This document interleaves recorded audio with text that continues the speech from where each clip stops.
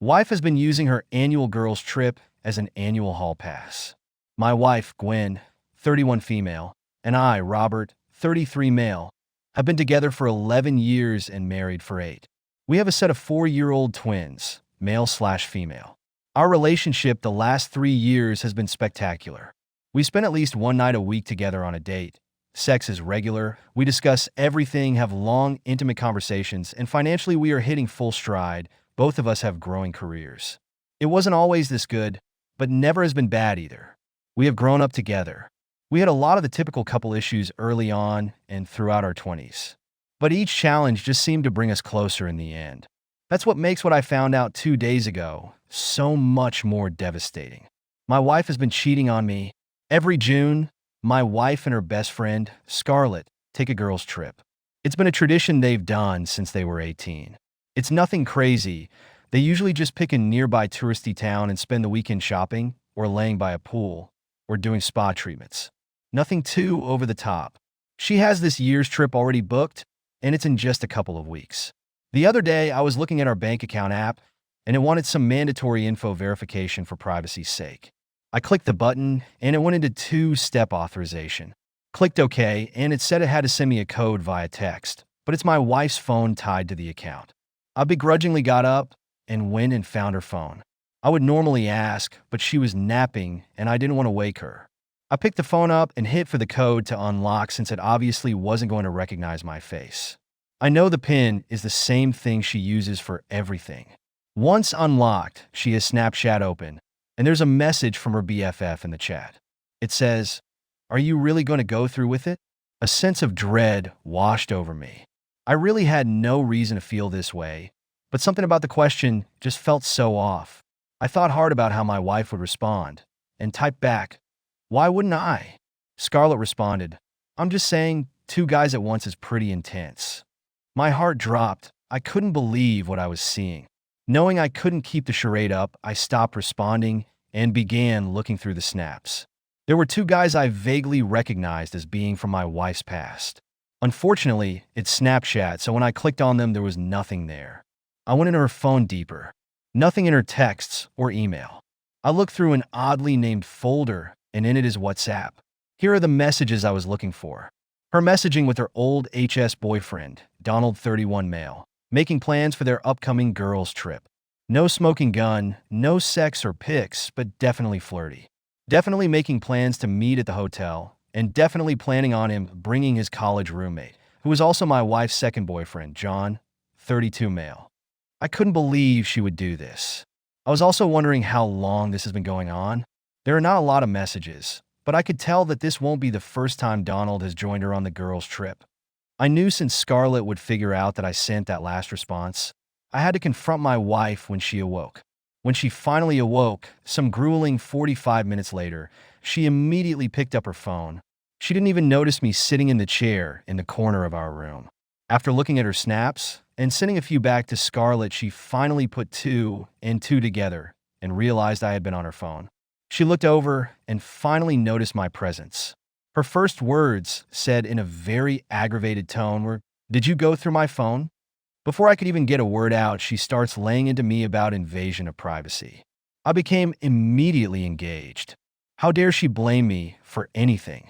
I tell her I know she is cheating, that she's talking to Donald and John, and that her and Scarlett's trip is just a cover. At first, she tries to deny everything, tries to gaslight me, telling me I'm reading too much into the messages, that she is just catching up with old friends and knew I would act like this. That's why she didn't tell me they were going to get lunch. It was all bullshit. I got so mad this whole thing devolved into just screaming and yelling. I told her I wanted a divorce, and she said, "Really? You're going to throw away over 10 years over a couple of nothing texts?" Implying I was the one throwing things away made me see the darkest red, and I said what I knew would get under her skin far more than anything else. "I'm not the one throwing it away, you stupid cunt." Now I knew this would drive her crazy. She hates that word. She even gets upset when TV characters say it. I've never seen her that mad, but it worked. She totally flipped and screamed at me that she does this for us. I was mind blown by that statement, but she wasn't done. I'm paraphrasing from memory, but basically she just ragingly started spouting off everything. Why do you think our relationship gets better every fucking year? I deserve this. It's my free weekend. It lets me handle all the bullshit from the year, resets me. If you can't understand that, that's your problem. So fucking what if I'm crossing some lines? Are you not fucking happy? We have it great, and all it costs is me getting 1 weekend a year off. At this point, she softened a little, but kept a stern tone. I get it, your pride is hurt, but it has nothing to do with you. This is for me. You can have a great life. I just need this once a year, and you need to make peace with that. We have a good thing going. Don't fuck it up because you're mad now. I couldn't believe what I heard. I felt literally woozy in that moment. My chest tightened. This woman was out of her mind. I didn't say a word. I left the room, went to my car, and headed for my brother's house. When I arrived, I just texted my wife. I'm at Mickey's. Please don't message me. I need time. I've been hanging out here for 2 days just under the guise of generic marital problems. She has texted me each morning asking me to come home and talk. I responded both times, not yet. I don't know what to do. I've never been hurt so badly or so callously. I love her, but this is too much. I plan to go back home tomorrow and try and sort this out. I don't see how we ever come back from this. Update 1. Well, it's been a week, so I thought an update was due. It's not a good one, and I am beside myself with what to do. Really feel like she has me by the balls here. So a day after my last post, I went home to talk to her. She started off by giving what seemed to be a truly remorseful apology. Just not for what she has been doing, but because I was never supposed to find out, and especially not find out like this. She kept going on about how she loves me and didn't want me to be hurt. There was no remorse for the cheating and some blame shifting, telling me I shouldn't have been on her phone in the first place. She told me she wants our marriage to continue. I started to speak up, and she cut me off and said to just hear her out. She began this prepared list of reasons we shouldn't divorce. I can't remember all of it, but there were basically 3 reasons and all these sub-reasons that backed them up. 1. The twins. We don't want them growing up in a broken home. They are so young, and this is what they know. Neither of us wants to see them half the time. This was the only reason that I consider even remotely valid. 2. Our relationship is actually great. We complement each other, have so much fun together, rarely ever argue, and when we do, it's more a discussion. We indulge each other's likes. We have sex often, just on and on. Up until a few weeks ago, I would have agreed with all this completely. I tried pointing out that infidelity kind of negates all that. This is where I could see she felt no remorse, and I could tell she believes all her own bullshit. She said the girls' trip is what makes all this possible. I was dumbstruck. She went on to say her yearly trip allows her to get all of it out of her system. It's the reason she can do all these great things all year long. That anytime she feels a little resentment about something, or I'm just getting under her skin, or she doesn't feel like having sex or indulging one of my hobbies, she can always put that aside because she has this. I literally can't believe the audacity of this woman. 3. Financial stability wasn't much, just her pointing out how much difficult it'll be with us both on our own, as we live so comfortably and get to do so much because we both are good earners. Who cares? When I finally got to speak, I told her how hurt, betrayed, and insulted I was. She did tear up and apologize for hurting me, but at no point did she apologize for the actual cheating, sticking to the idea that I was never supposed to find out. I asked how long, and she said 10 years. That's basically our whole relationship. I began to ask for more info, but she cut me off again and said that talking about the past is just going to hurt more. She wants to talk about the future and what I needed to work this out. I told her if you want to reconcile, then obviously this trip needs to end. She stopped me there and said, "No, I'm not going to stop. I'm still going this year." I got pissed and yelled, "Then we are done. I'm leaving and divorcing you." This is when things turn worse. She sighed and said, "No, you're not. I didn't want to do this, but you lose if you leave. We will split custody, we will split our money, but we will also split our debt, and I have more than you. Half will become yours. The house is in my and my family's name, and is a premarital asset. Also, you don't have any proof I did anything. You saw some vague messages that are now gone. I bet you didn't send them to yourself, or take pics, did you? This is a no-fault state with no infidelity clauses. You're fucked. I'll be really devastated to be without you. I don't want you to think I don't love you, but I'll move on. Here in this house with more free time. You'll move in with your mom or brother. and be miserable trying to rebuild on your own. I felt so defeated in that moment, and she could tell. I sat there just wishing I could disappear. Gwen, seeing the collapse, moved in to comfort me, and I just let it happen and didn't respond at all. She started talking again, saying, "Let's just go back to the way things were. You can keep your life. I hate seeing you like this, and we'll do everything to make you happy. You can tell yourself whatever you want for the 2 days a year I'm gone. I understand you need some time, so take it, but don't toss us away because of pride. This has been the most painful week. I don't want all this pain. I want the life I had, and I guess it's on the table. But you can't just erase it. The mind movies are brutal, and the realization that she feels no guilt, that she actually sees her cheating as a good thing, has my questioning everything. I feel like I can't even trust myself or my judgment because I'm the idiot who fell in love with this person. I'm still here at the house. She is love bombing me like never before. Trying to initiate, making me meals, buying me stuff, complimenting. It's insane. I don't know what to do. Is it really possible to put this behind us, to just deal with it? I don't even know. No matter what happens, I lose, she wins. Update 2. Well, she left this morning for her girls' trip. I spent the morning taking care of the twins. We did Play-Doh for a couple hours. It's amazing how intent their little distractible brains get when you bust out new tubes and a couple of big play sets. Anyway, it was welcome distraction from the turmoil of the past few weeks, which only got worse the last few days. I still can't believe she went.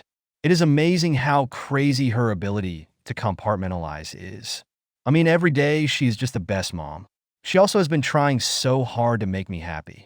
Even when I'm a dick to her, she just says, "I know that's the anger talking, it's valid, but I won't take it. I'm going to give you time to cool off." Like what the F? She has come on to me every day since D-Day, and I'm disgusted with myself because I've given in twice. Each time I feel literally sick. Meanwhile, she acts like it was the best time ever. I am embarrassed to report I have been doing the picking me dance, trying to get her to not go. In the end, it didn't matter. She still went. To Hannibal fucking Missouri of all places, for a goddamn craft fair, and to get railed by her 2 ex-boyfriends. Surprisingly, I have felt pretty numb today. Like I'm finally ready to accept this is who she is. I should have accepted it last week when I finally got the details out of her about the years of girls' trips that came before. That was a painstaking to do in its own right. Not because I had to drag the info out of her. No, she seemed excited to share her exploits, but because she was so determined to not give me the opportunity to have hard evidence. This woman had me put my phone in the car, then have this conversation in the shower. Like, who even thinks of that? She started off by asking if I remember when her and Scarlett went to Santa Claus, Indiana. I said, yeah, we had only been dating for like 2 months. She said, right. Nothing happened at that time, or 5 years ago when I was 6 months pregnant with the twins. But every other time I've been with at least one other guy. At least? I inquired. She said, yes, at least the first few years I didn't have a plan other than picking up a guy and bringing him back to the hotel. If he was a lame duck, I'd pick up someone else the next day. If he was good, I would keep him for the weekend. For some reason, this was actually worse than it being a full-blown affair. The idea that she was just picking up random dudes made my skin crawl. When I asked if she used protection, she said sometimes. While disgusted, I pressed on and asked why she started cheating in the first place. She said, you remember we were having some serious issues just after our first year together. I had the trip coming up and was venting to Scarlett about it. She was having some problems with Sam, her then BF, now husband, and said we should cheat on you guys. At first I was appalled, but then she told me about how her mom has cheated on her dad forever. He just takes it, turns a blind eye. She used to get so mad at her mom, but told me one day something happened. When she was 16, Scarlett got sick at school and was sent home. She drove herself home and quietly came inside, only to catch her mom in the act. Upset and crying, she asked her mom why. Her mom told her, because it makes her better. Having this over her dad lets her handle all the things that she doesn't like in her life, makes her a better mom and wife, and makes her feel alive. At first, Gwen was skeptical of this whole thing and told her she didn't promise she would do it. Gwen did admit, though, the idea excited her. It wasn't until the first night that she realized Scarlett had invited a classmate to meet her at the hotel. She was going to be joining him in his room. At that point, Gwen said she had some serious FOMO, and while they were out at a local college bar, she picked up a guy. Apparently, she picked right, and kept him on retainer for the rest of the weekend.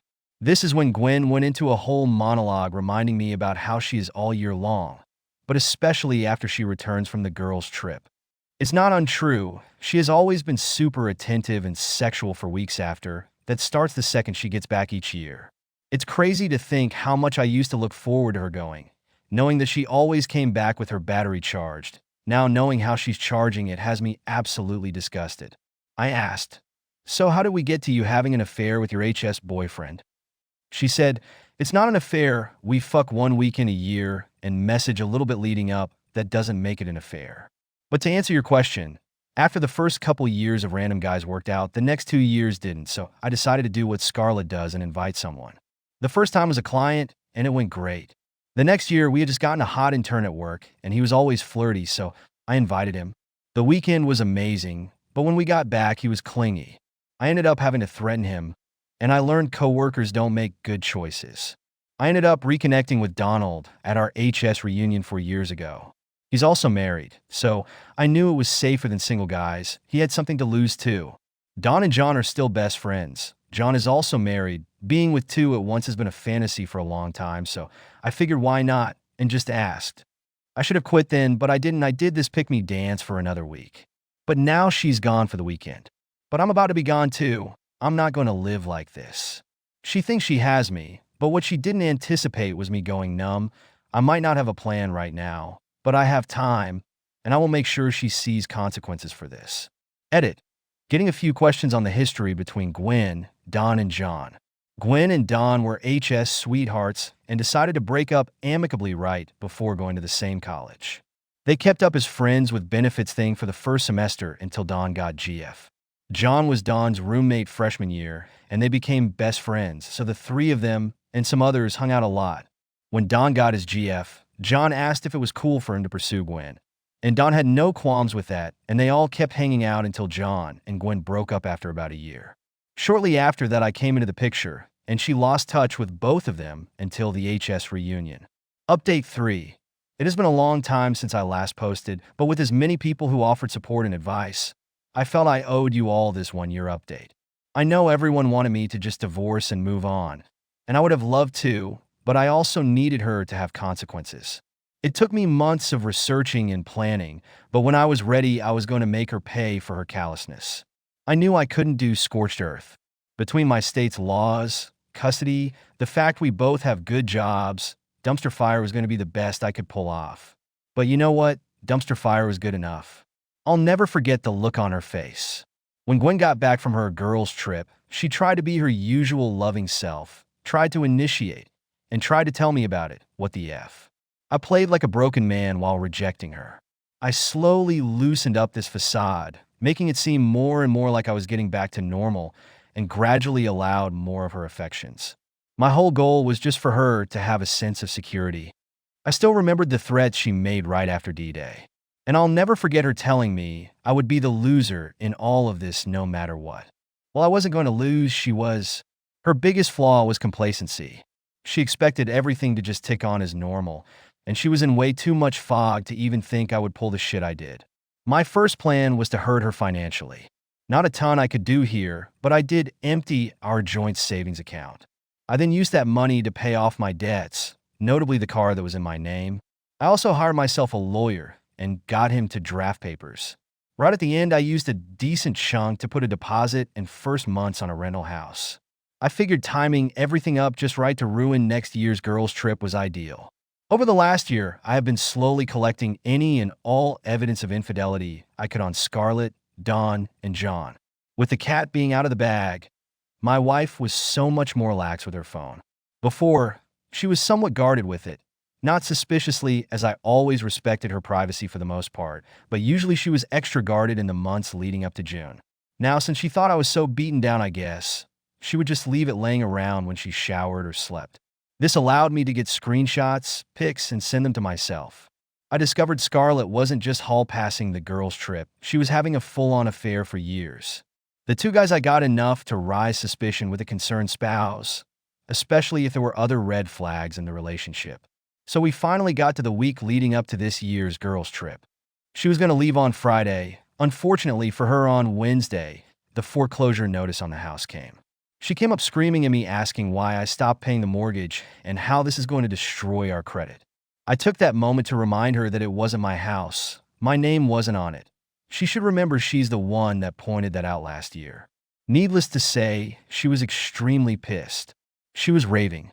She was extra pissed when she went to check the savings and found out it was empty. For a few moments there, she thought she was going to hit me. She probably would have had I not been filming this whole fiasco as it went down. The best part was she had to call her parents to cover the cost of stopping the foreclosure, which I found hilarious. She put her dad on speaker, who began ripping into me, talking about his name is still on it, and finally yelled, "Why the fuck would you do this?" I simply replied, "Because your daughter likes to fuck other guys." She screamed at me, "You are such a fucking asshole." She turned at that point and went out of the room to deny what I just said, which couldn't have been more convenient. I took the chaos as my cue to send the infidelity evidence I had collected to the other spouses. Feeling content in my efforts so far, I went ahead and scooped the twins up and headed for my mother's house. We had a nice time. Gwen was blowing my phone up about the house. It was unfortunate she figured out I had stopped paying on her car too. It likely would have gotten repoed any day. The craziest part was she just could not fathom why I would do this. Kept asking me, wasn't she good enough?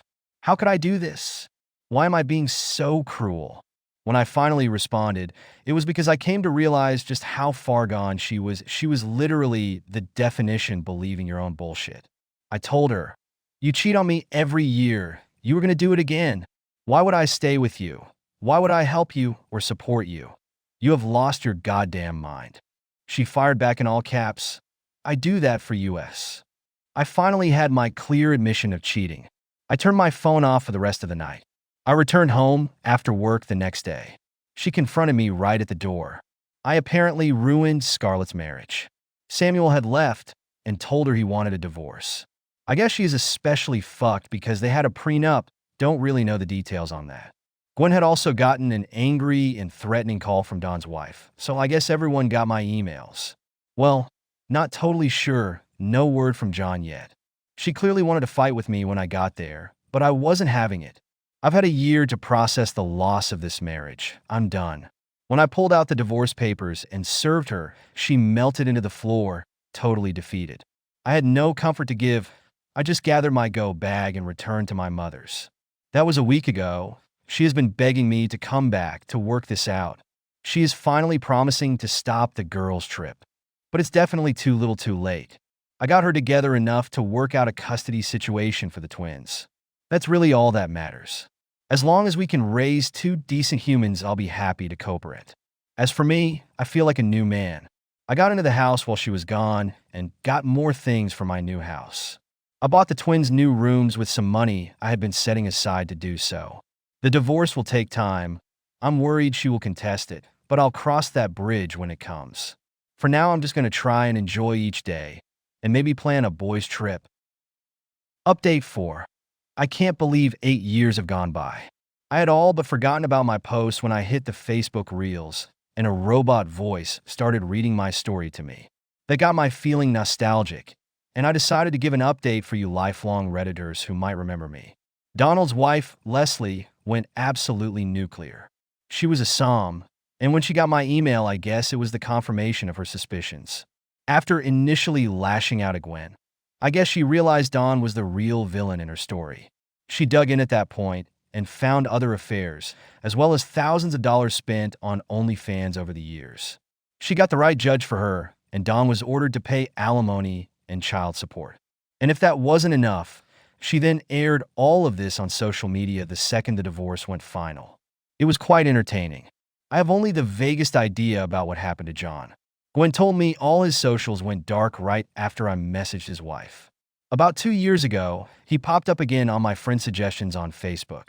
I clicked on his profile, and he appeared to be single and living about 1,500 miles away. Scarlett was divorced immediately. She also cut out Gwen blaming her for being found out. If they didn't have so many other mutual friends and acquaintances, I'd probably be in the dark, but instead have the whole pitiful story. Her prenup had an infidelity clause, so she was only entitled to a quarter of what would have been standard in a divorce.